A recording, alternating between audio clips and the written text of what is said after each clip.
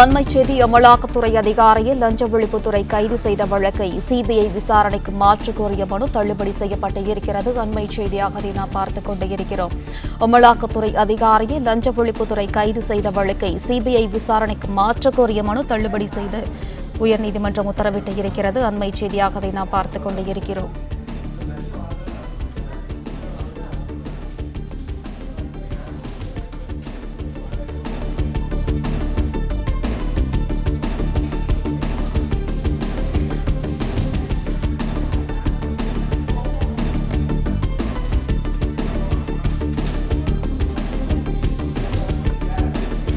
அமலாக்கத்துறை அதிகாரியை லஞ்ச ஒழிப்புத்துறை கைது செய்த வழக்கை சிபிஐ விசாரணைக்கு மாற்றக் கோரிய மனு தள்ளுபடி செய்யப்பட்டு இருக்கிறது. அண்மை செய்தியாக அதை நாம் பார்த்துக் கொண்டு இருக்கிறோம்.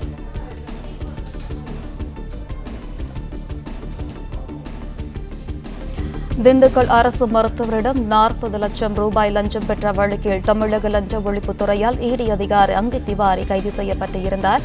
அமலாக்கத்துறை அதிகாரியை லஞ்ச ஒழிப்புத்துறை கைது செய்த வழக்கை சிபிஐ விசாரணைக்கு மாற்றக் கோரிய மனு தள்ளுபடி செய்யப்பட்டு இருக்கிறது. அண்மை செய்தியாக அதை நாம் பார்த்துக் கொண்டு இருக்கிறோம்.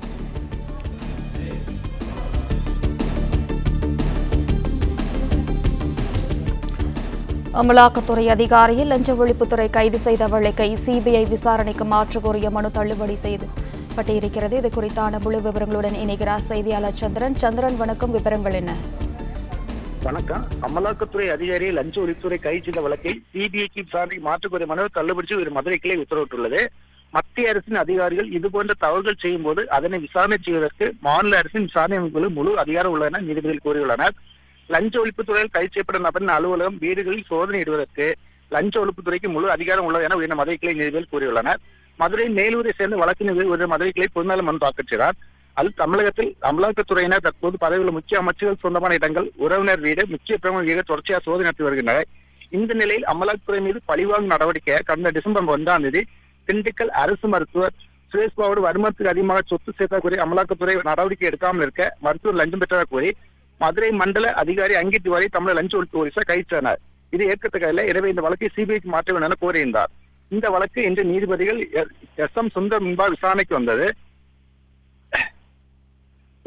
தமிழ்நாடு அரசின் தலைமை வழக்கின் சண்முகசுந்தரம் ஆஜராகி லஞ்ச ஒழிப்புத்துறை என்பது மாநில அரசால் அங்கீகரிக்கப்பட்ட ஒரு அமைப்பு. அதன் அதிகாரி எல்லைக்குள் மத்திய மாநில அரசு ஊழியர்கள் இதுபோன்ற லஞ்ச முறைகேடுகளில் ஈடுபடும் போது அவர்களை கைது செய்து விசாரணைக்கு உட்பட்ட முழு அதிகாரம் உள்ளது.